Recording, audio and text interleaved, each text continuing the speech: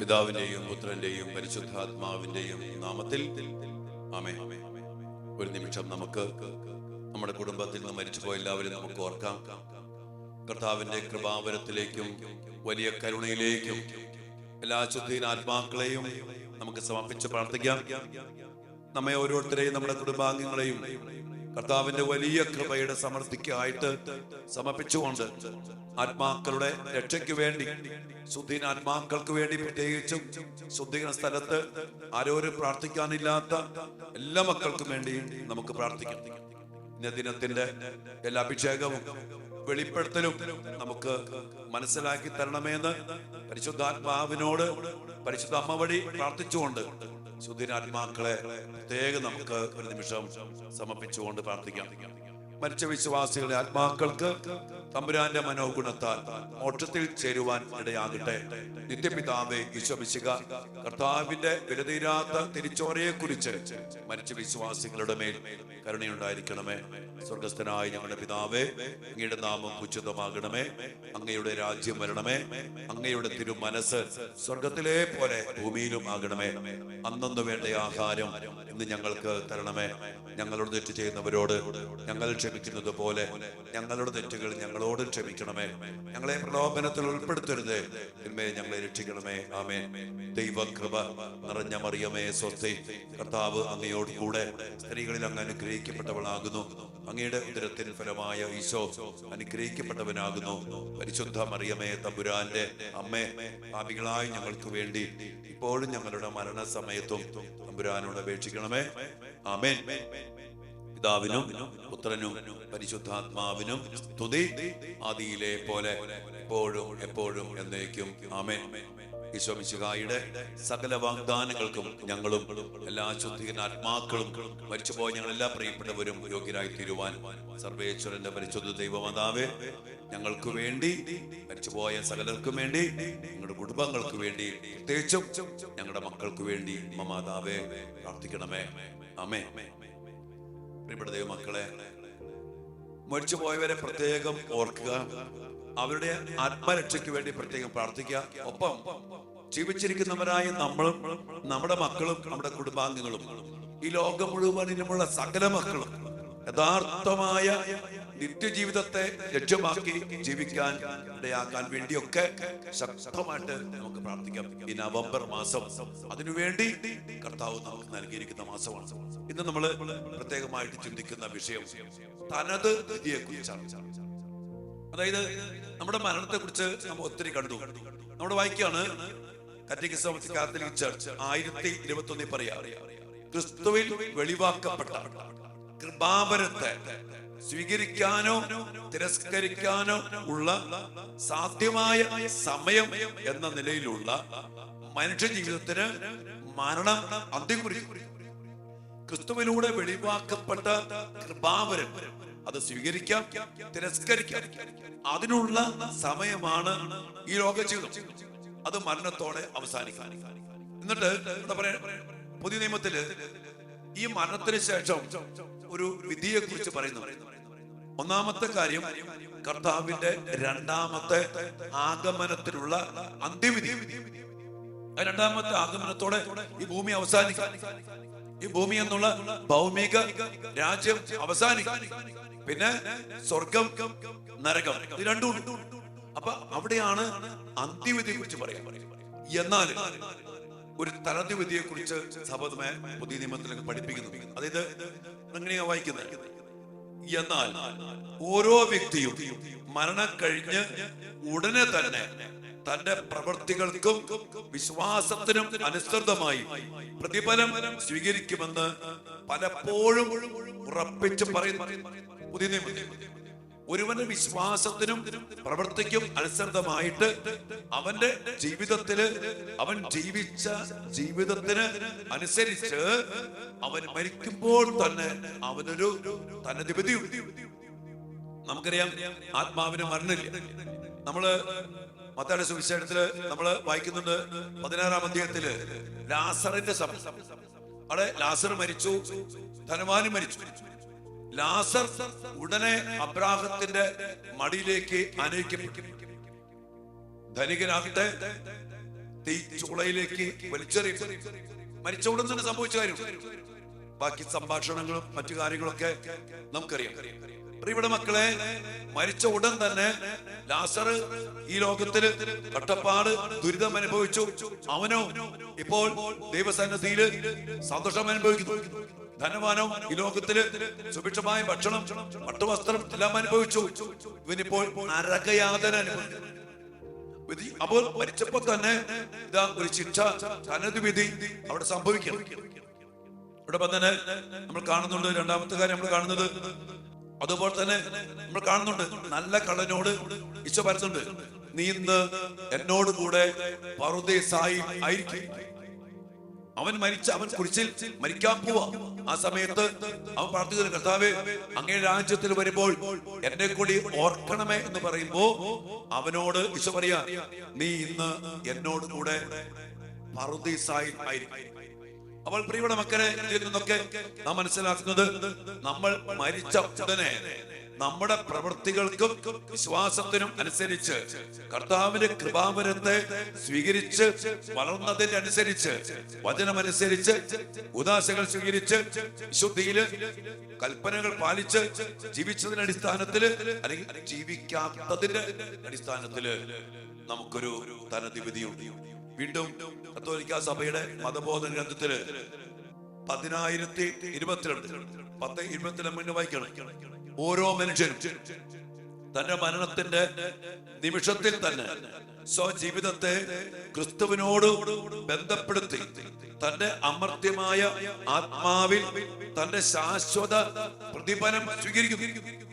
തന്റെ അമർത്യമായ ആത്മാവിൽ ശാശ്വത പ്രതിഫലം സ്വീകരിക്കും.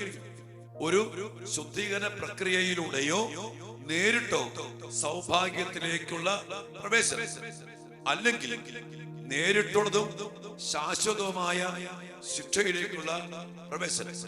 ഇതാണ് തനത് വിധി. ഒന്നുകിൽ ശുദ്ധീകരണ പ്രക്രിയയിലൂടെ, അല്ലെങ്കിൽ നേരിട്ട് സ്വർഗ സൗഭാഗ്യത്തിലേക്കുള്ള പ്രവേശനം, ആത്മാവിനുള്ള ഒരു അവസ്ഥയാണ് പറയുന്നത്. ഇനി അതല്ലെങ്കിൽ എന്താണ് രണ്ടാമത്തെ കാര്യം? നേരിട്ടുള്ളതും ശാശ്വതമായ നിത്യശിക്ഷയിലേക്കുള്ള പ്രവേശനം.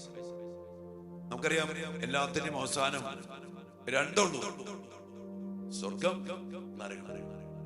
ഈ ലോക ജീവിതം ഒരു കടന്നുപോകലാണ്. അവസാനിക്കും, എല്ലാവരുടെയും കാലത്ത് അവസാനിക്കും. ഈ ലോകാവസാനമുണ്ട്. ഇത് സൃഷ്ടിക്കപ്പെട്ട ലോകമാണ്. ഈ ഭൂമി സൃഷ്ടിക്കപ്പെട്ടതാണ്. ഏതൊരു വസ്തുവും സൃഷ്ടിക്കപ്പെട്ടാൽ അത് അവസാനിക്കും. സൂര്യനെ കുറിച്ച് പറയണ്ടല്ലോ, സൂര്യൻ ഇങ്ങനെ കത്തി കത്തി കത്തി തീർന്നുകൊണ്ടിരിക്കുക. അതുപോലെ ഈ ഭൂമിക്കൊരു അവസാനമുണ്ട്. അതിനുശേഷം അന്തിമവിധിയുണ്ട്. അതുകൊണ്ട് പ്രിയപ്പെട്ട മക്കളെ, നമ്മൾ മരിക്കുമ്പോൾ തന്നെ നമുക്കൊരു തനത് വിധിയുണ്ട്. ആ വിധി അനുസരിച്ച് ആത്മാവ് ഓരോ അവസ്ഥയിലേക്ക് പ്രവേശിക്കും. അത് കഴിഞ്ഞാൽ പിന്നെ ഈ ഭൂമിയുടെ അവസാനത്തിന് ശേഷം കർത്താവിന്റെ രണ്ടാമത്തെ ആഗമനത്തിൽ ഭൂമിയുടെ അസ്തിത്വം അവസാനിക്കും. പിന്നെ സ്വർഗരാജ്യം അല്ലെങ്കിൽ നരകം, ഈ അവസ്ഥയിലേക്കുള്ള ജീവിതം വരും. അതിനുവേണ്ടി നമ്മെ പ്രത്യേകം ദൈവമായി കർത്താവ് വിളിക്കുന്നു. അപ്പൊ ആ ഒരു വിധി, തനത് വിധി, അതിന് ശേഷമുള്ള അന്തിവിധി കഴിഞ്ഞാൽ പിന്നെ ഭൂമിയില്ല. അതാണ് അതിന്റെ അവസ്ഥ. പിന്നെ സ്വർഗം, നരകം. എന്റെ പ്രിയപ്പെട്ട മക്കളെ, നമ്മൾ ഇതിനെ കുറിച്ചൊക്കെ കൂടുതൽ ആഴത്തിൽ ചിന്തിച്ചു പോയാൽ ഒരു എത്തുപിടിയും കിട്ടില്ല. പക്ഷെ ദൈവം പറഞ്ഞ കാര്യം നമ്മൾ, ഞാൻ എപ്പോഴും ചില ആൾക്കാർ ആത്മീയ കാര്യം, ആത്മാക്കളുടെ കാര്യമൊക്കെ ചോദിച്ചോണ്ട് വരെ ഞാൻ പറയേ, നമുക്ക് വേറെ ഒന്നും അധികം ചിന്തിക്കേണ്ട. വെളിപാടിന്റെ പുസ്തകത്തെ കുറിച്ചൊക്കെ കുറെ വ്യാഖ്യാനിച്ചും ചോദിച്ചും സംശയങ്ങൾ കൊണ്ടുവരും. ഞാൻ പറയും, മക്കളെ, അതൊക്കെ നമ്മളൊന്നും മനസ്സിലാക്കാൻ ശ്രമിച്ചാൽ നടക്കാമെന്നില്ല. ചില കാര്യങ്ങളൊക്കെ നമുക്ക് ചെയ്യുന്ന കാര്യം കർത്താവ് പറഞ്ഞ പോലെ നല്ലൊരു മരണത്തിനു വേണ്ടി വചനമനുസരിച്ച് കൃപകൾ സ്വീകരിച്ച് കൂദാശകൾ സ്വീകരിച്ച് നമ്മൾ പുണ്യവാന്മാരൊക്കെ ജീവിച്ച ജീവിതം കണ്ട് സ്വർഗത്തിനു വേണ്ടി ജീവിക്കും. ശരീരം ഉയർത്തെഴുന്നേൽക്കും, സ്വർഗത്തിൽ പോകും. കൽപ്പനകൾ പാലിച്ചാൽ ദൈവം അനുഗ്രഹിക്കും. ആ അനുഗ്രഹം പ്രാപിക്കാനും സ്വർഗത്തിന് വേണ്ടി നമ്മൾ ജീവിക്കാം. അതിനുശേഷമുള്ള കാര്യങ്ങൾ നമ്മൾ കണ്ണ് കണ്ടിട്ടില്ലാത്ത, കാത് കേട്ടിട്ടില്ലാത്ത നിത്യസൗഭാഗ്യം, അത് നമുക്കൊന്ന് കാണാനോ ഇപ്പൊ ചിന്തിക്കാനോ ഈ ബുദ്ധി കൊണ്ട് ഗ്രഹിക്കാനോ പറ്റില്ല. അതുകൊണ്ട് ഏറ്റവും സിമ്പിളായിട്ട് പറയുകയാണെങ്കിൽ നമുക്കൊരു വിധിയുണ്ട് മനസ്സിലാക്കാൻ. നമ്മുടെ ജീവിതം അനുസരിച്ച്, നമ്മുടെ പ്രവൃത്തികൾക്കനുസരിച്ച്, നമ്മുടെ വിശ്വാസം അനുസരിച്ച്, നമ്മൾ ക്രിസ്തുവിന്റെ കൃപാവരത്തോട് സഹകരിച്ച് ഈശോ പറഞ്ഞ പോലെ ജീവിച്ചതിനനുസരിച്ച് അല്ലെങ്കിൽ ജീവിക്കാത്തതിനനുസരിച്ച് നമുക്ക് ശാശ്വതമായ ഒരു സൗഭാഗ്യമുണ്ട്, ശാശ്വതമായ ഒരു രക്ഷ. ഇനി ഉദ്യോഗസ്ഥത്തെ കുറിച്ച് കാണുമ്പോൾ കുറച്ചുകൂടി സ്വർഗത്തിന്റെ ഒരു ചൈതന്യവും അതോടൊപ്പം തന്നെ അതിന്റെ ആവശ്യത്തെ നമുക്ക് മനസ്സിലാക്കുക. പ്രിയപ്പെട്ട മക്കളെ, നമുക്കിന്ന് ഈ തനത് വിധിയെ കുറിച്ച് ചിന്തിക്കാം. മരിക്കുമ്പോൾ തന്നെയുള്ള നമുക്കുള്ള ഒരു വിധി. ആ ലാസറിനെ പോലെ അപ്രാകൃതന്റെ മടിയിൽ സ്വർഗ സൗഭാഗ്യത്തിലേക്ക് ആനയിക്കപ്പെടത്തക്ക വിധം ഈ ലോക ജീവിതം ഈശോയോട് ചേർന്ന് ജീവിക്കാനും സഹനങ്ങളെ സ്വീകരിക്കാനും പരാതിപ്പെടാതെ പെറുപെറുക്കാതെ സന്തോഷത്തെ ഈശോ പറഞ്ഞ കുരിശ് ചുമന്നുകൊണ്ട് ജീവിക്കാനൊക്കെ നമുക്കിടയാകട്ടെ. ഈ ലോകത്തിലെ സമ്പത്തും സുഖഭോഗങ്ങളും നമ്മെ ഒന്നും നേടിത്തരത്തില്ല, ഇത് നാശത്തിലേക്ക് നയിക്കും. അതാണ് അബ്രഹാം പറഞ്ഞില്ലേ, നീ ഭൂമിയിലാട്ടപ്പോൾ നിനക്ക് സന്തോഷവും നിനക്കെല്ലാം ഉണ്ടായി, ലാസറിന് ഒന്നും ഉണ്ടായില്ല.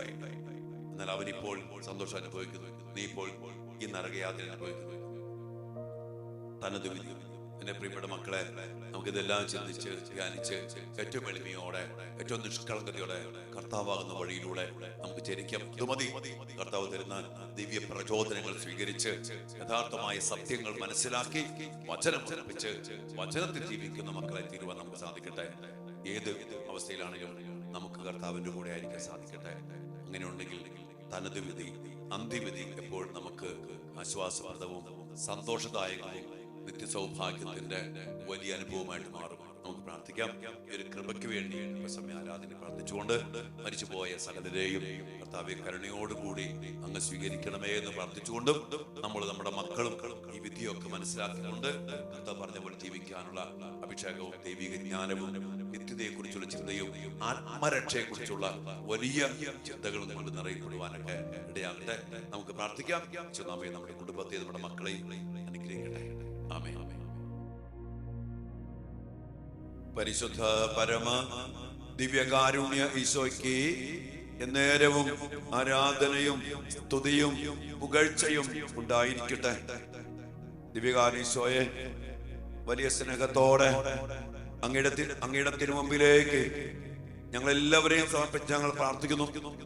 ഈ പ്രാർത്ഥനയിലായിരിക്കുന്ന എല്ലാ മക്കളെയും ഇവരുടെ കുടുംബങ്ങളെയും ഇവരുടെ പ്രിയപ്പെട്ടവരെയും മരിച്ചുപോയ എല്ലാ ആത്മാക്കളെയും ജീവിച്ചിരിക്കുന്ന പ്രിയപ്പെട്ട കുടുംബാംഗങ്ങളെയും പ്രത്യേകിച്ച് യുവമക്കളെയും കുഞ്ഞുമക്കളെയും തിരുസന്നിധിയിലേക്ക് സമർപ്പിച്ച് പ്രാർത്ഥിക്കുന്നു. അങ്ങയോട് കൂടെ ജീവിക്കുവാൻ, അങ്ങയുടെ സംരക്ഷണത്തിലായിരിക്കുവാൻ, അങ്ങയുടെ വചനം അനുസരിച്ച് ജീവിക്കുവാൻ, സ്വർഗത്തിൽ ലക്ഷ്യമാക്കി ജീവിക്കുവാൻ ഞങ്ങൾക്കെല്ലാവർക്കും ഇടയാകട്ടെ. ഓ ഈശോയെ, ദൈവികമായ രഹസ്യങ്ങളെ കുറിച്ച്, മുഖ്യമായ സത്യങ്ങളെ കുറിച്ച് ഞങ്ങൾക്ക് അങ്ങ് ബോധ്യം തരുമ്പോ കർത്താവെ അത് സ്വീകരിച്ചുകൊണ്ട് ജീവിതത്തെ ക്രമപ്പെടുത്താൻ കർത്താവെ ഞങ്ങളുടെ മക്കളെല്ലാവരെയും അനുഗ്രഹിക്കണമേ എന്ന് പ്രാർത്ഥിക്കുന്നു. ഞങ്ങൾ അഭിഷേകം ചെയ്യണമെന്ന് പ്രാർത്ഥിക്കുന്നു. കർത്താവ് ഇന്ന് തനത് വിധിയെ കുറിച്ച് അങ്ങ് ഞങ്ങളോട് പറഞ്ഞു. ഞങ്ങളുടെ പ്രവൃത്തികൾക്കനുസരിച്ച് അങ്ങയോടുള്ള സൗഹൃദത്തിലും അങ്ങയോടുള്ള ബന്ധത്തിലും ജീവിച്ചതിന്റെ അടിസ്ഥാനത്തില് കർത്താവെ ഞങ്ങൾക്കുണ്ടാകുന്ന തനത് വിധി അതെല്ലാം മനസ്സിലാക്കിക്കൊണ്ട് അങ്ങയോടുള്ള കൃപാവരത്തിലും ആ ബന്ധത്തിലുള്ള സ്നേഹത്തിലും വചനത്തിലും ഉറപ്പിക്കപ്പെട്ട് ജീവിക്കുവാൻ ഞങ്ങൾക്കും ഞങ്ങളുടെ മക്കൾക്കും ഇടയാകട്ടെ. ഈശോയെ, പ്രത്യേകമാവിധത്തില് മരിച്ചുപോയ ഞങ്ങളുടെ പ്രിയപ്പെട്ടവരെ അങ്ങയുടെ കരുണയിലേക്ക് ഞങ്ങൾ സമർപ്പിച്ച് പ്രാർത്ഥിക്കുന്നു. അറിഞ്ഞുമറിയാതെയും ഞങ്ങളുടെ പ്രിയപ്പെട്ടവർ ചെയ്തു പോയ പാപങ്ങളെ ഓർത്ത്, അങ്ങയുടെ കൃപാവരത്തോട് സഹകരിക്കാൻ പറ്റാതെ പോയ മേഖലകളെ ഓർത്ത്, അങ്ങയുടെ വചനങ്ങൾ ലംഘിച്ചതിനെ ഓർത്ത് കർത്താവേ, ഞങ്ങളുടെ പ്രിയപ്പെട്ടവർക്ക് വേണ്ടി ഞങ്ങൾ മാപ്പ് ചോദിച്ച് അങ്ങയുടെ മഹാകരുണയ്ക്ക് വേണ്ടി ഞങ്ങൾ പ്രാർത്ഥിക്കുന്നു. പ്രിയപ്പെട്ട മക്കളെ, മരിച്ചുപോയ എല്ലാവരെയും നമുക്ക് ദിവ്യകാരുണ്യ സന്നിധിയിലേക്ക് ചേർത്ത് പിടിച്ചുകൊണ്ട് പ്രാർത്ഥിക്കാം. നമ്മുടെ ജീവിതങ്ങളും നമ്മുടെ കുടുംബത്തിന്റെ ഓരോ മക്കളുടെ ജീവിതങ്ങളും കർത്താവിന് പ്രീതികരമായിട്ട് ജീവിക്കാൻ ഇടയാക്കാൻ വേണ്ടി പ്രാർത്ഥിക്കാം. നമ്മുടെ ജീവിതത്തിലുണ്ടാകുന്ന ഓരോ അവസ്ഥകളും, നമ്മൾ വിധിക്കപ്പെടുന്ന അവസ്ഥകള്, നമ്മുടെ തനത് വിധി, അന്തിവിധിയൊക്കെ ഓർക്കണം. കർത്താവിന്റെ വലിയ കരുണ പരിശുദ്ധാത്മാവിന്റെ അഭിഷേകത്താൽ നമ്മില്, നമ്മുടെ കുടുംബത്തില്, നമ്മുടെ മക്കളിലൊക്കെ നിറയപ്പെടട്ടെ. വലിയ താകത്തോടെ പ്രാർത്ഥിക്കും മക്കളെ. അന്ത്യത്തെ കുറിച്ച് ഓർത്ത് ജീവിതത്തെ ക്രമപ്പെടുത്താൻ നമുക്ക് നമ്മുടെ മക്കൾക്കും എന്നും എപ്പോഴും ഇടയാകട്ടെ. ഈ വചനം മറക്കാതിരിക്കുക. പ്രഭാഷകൻ 7:36. നിശ്ചയം നീ ഓരോ പ്രവൃത്തി ചെയ്യുമ്പോഴും നിന്റെ ജീവിതാന്ത്യത്തെ കുറിച്ച് നീ ഓർക്കണം, എന്നാൽ നീ പാപം ചെയ്യില്ല. വലിയ കരുണയ്ക്കായി നമുക്ക് പ്രാർത്ഥിക്കാം.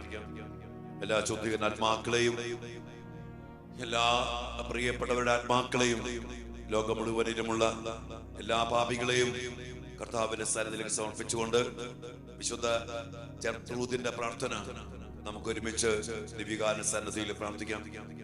നിന്റെ പിതാവേ, അങ്ങയുടെ ദിവ്യസുതനായ ഈശോ മിശിഹായുടെ ഏറ്റവും വിലയേറിയ തിരുരക്തം ഇന്ന് ലോകമെമ്പാടും അർപ്പിക്കപ്പെടുന്ന ദിവ്യ ബലികളോട് ചേർത്ത് ശുദ്ധീകരണ സ്ഥലത്തിലെ എല്ലാ വിശുദ്ധാത്മാക്കൾക്കായും എല്ലായിടത്തുമുള്ള പാപികൾക്കായും ആഗോള സഭയിലും എന്റെ ഭവനത്തിലും കുടുംബത്തിലുമുള്ള എല്ലാ പാപികൾക്കായും ഞങ്ങൾ സമർപ്പിക്കുന്നു. സ്വർഗ്ഗസ്ഥനായ ഞങ്ങളുടെ പിതാവേ, അങ്ങയുടെ നാമം ഉചിതമാകണമേ, അങ്ങയുടെ രാജ്യം വരണമേ, അങ്ങയുടെ തിരുമനസ്സ് സ്വർഗത്തിലെ പോലെ ഭൂമിയിലുമാകണമേ. അന്നൊന്ന് വേണ്ട ആഹാരം ഞങ്ങൾക്ക് തരണമേ. ഞങ്ങൾ ചെയ്യുന്നവരോട് ഞങ്ങൾ ക്ഷമിക്കുന്നത് പോലെ ഞങ്ങളുടെ തെറ്റുകൾ ഞങ്ങളോടും ക്ഷമിക്കണമേ. ഞങ്ങളെ പ്രലോഭനത്തിൽ ഉൾപ്പെടുത്തരുതേ, തിന്മയെ ഞങ്ങൾ രക്ഷിക്കണമേ. ആമേൻ. ദൈവകൃപ നിറഞ്ഞ മറിയമേ സ്വസ്തി, കർത്താവ് അങ്ങയോട് കൂടെ സ്ത്രീകളിൽ അങ്ങ് അനുഗ്രഹിക്കപ്പെട്ടവളാകുന്നു. അങ്ങയുടെ ഉദരത്തിൻ ഫലമായ ഈശോ അനുഗ്രഹിക്കപ്പെട്ടവനാകുന്നു. പരിശുദ്ധ മറിയമേ തമ്പുരാന്റെ അമ്മേ, പാപികളായ ഞങ്ങൾക്ക് വേണ്ടി ഇപ്പോഴും ഞങ്ങളുടെ മരണസമയത്തും തമ്പുരാനോട് അപേക്ഷിക്കണമേ. ആമേൻ. പിതാവിനും പുത്രനും പരിശുദ്ധാത്മാവിന് സ്തുതി, ആദിയിലെ പോലെ ഇപ്പോഴും എപ്പോഴും എന്നേക്കും. ആമേൻ. ദിവ്യാന സന്നിധിയിലേക്ക് ഇവിടുത്തെ അനുഗ്രഹത്തിനായ ആശീർവാദത്തിനായിട്ട് നമ്മുടെ കുടുംബത്തെ, നമ്മുടെ മക്കളെ സമർപ്പിക്കാം. ധനാധിപതിയെ കുറിച്ചൊക്കെ ആഴത്തിൽ ചിന്തിച്ച് അതിന് ചേർന്ന് പോകുന്ന നല്ലൊരു വിധി നമുക്ക് ലഭിക്കത്തക്ക വിധം കർത്താവിന്റെ വചനമനുസരിച്ച് ഉദാശകൾ സ്വീകരിച്ച് കൃപാവരത്തോട് സഹകരിച്ച് ഈശോബദ്ധത്തിൽ ജീവിക്കാനുള്ള വലിയൊരു കൃപ നമ്മുടെ മക്കൾക്കും നമുക്ക് ഓരോരുത്തർക്കും നമ്മുടെ കുടുംബത്തിനും സഭയ്ക്കും ലോകം മുഴുവനും ലഭിക്കുവാൻ ഇടയാകട്ടെ. അപ്പം ശുദ്ധീകരണാത്മാക്കൾക്ക് വേണ്ടി പ്രത്യേകം പ്രാർത്ഥിച്ചുകൊണ്ട് ആശീർവാദത്തിനായിട്ട് നമുക്ക് പ്രാർത്ഥിക്കാം. മക്കളെ, പരിശുദ്ധ ശരീരത്താലും വിലയേറിയ രക്തത്താലും പാപത്തിൻ കറകളിൽ നിന്നും മർത്യനു നീ മോചനമേകി സകലേശ ദിവ്യ കടാക്ഷം തൂകണമേ വത്സല സുതരിൽ നിർമ്മലരായി ജീവിച്ചിടുവാൻ ചിന്തണമേ ദിവ്യവരങ്ങൾ. കർത്താവേ, എല്ലാ വരങ്ങളും കൃപകളും ചിന്തിക്കൊണ്ട് ശുദ്ധീകരണാത്മാക്കളെ വിശുദ്ധീകരിക്കുകയും ജീവിച്ചിരിക്കുന്ന മക്കളെ അനുഗ്രഹിക്കുകയും എല്ലാ കഠിന പാപികളിലേക്കും ദൈവിക ചൈതന്യം നിറച്ച് മനസാന്തം നൽകുകയും ചെയ്യണമേ. അതിനായി കർത്താവെ അനുഗ്രഹിക്കണമേ. Hallelujah, hallelujah.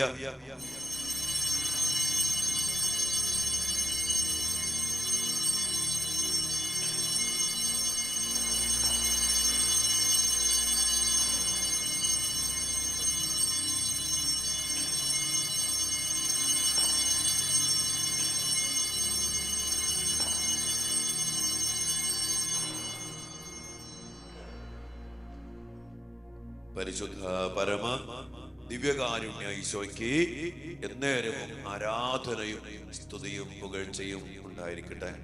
നന്ദിയോടെ ഈശോയെ, അങ്ങേ തിരുഹൃദയത്തിലേക്ക് ഞങ്ങളെ ഓരോരുത്തരെയും, ഞങ്ങളുടെ കുടുംബത്തെയും ഞങ്ങളുടെ യുവമക്കളെയും എല്ലാ ശുദ്ധീകരണാത്മാക്കളെ സമർപ്പിച്ചുകൊണ്ട് സ്വർഗീയ സംരക്ഷണത്തിനായി